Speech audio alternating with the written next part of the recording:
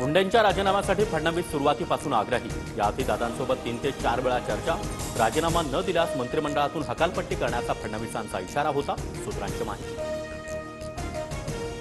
संतोष देशमुख हत्या प्रकरणामध्ये अखेर धनंजय मुंडेंचा राजीनामा। मुख्यमंत्री देवेंद्र फडणवीस यांच्या शिफारशीवरून राज्यपालांनी मुंडेंचा राजीनामा स्वीकारला।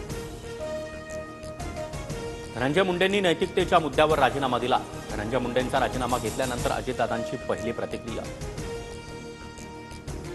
राजीनाम्यानंतर धनंजय मुंडेंच्या ट्विटनं नवा वाद। अजितदादा म्हणतात राजीनामा नैतिकतेतून, तर राजीनामा वैद्यकीय कारणातून दिल्याचा मुंडेंचा दावा।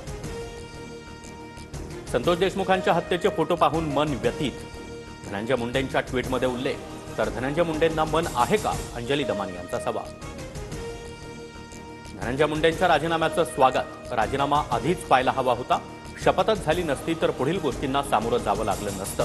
मुंडेंच्या राजीनाम्यावर पंकजा मुंडेंची प्रतिक्रिया।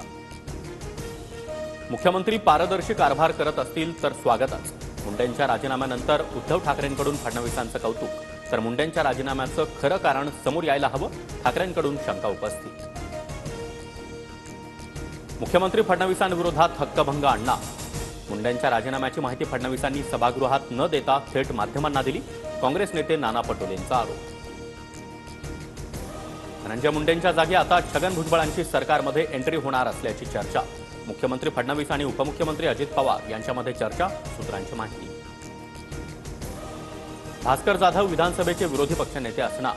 ठाकरेंच्या शिवसेनेचं विधानसभा अध्यक्षांना पत्र। विरोधी पक्षनेते पदासाठी 2.5 वर्षाचा फॉर्म्युला नाही, ठाकरेंकडून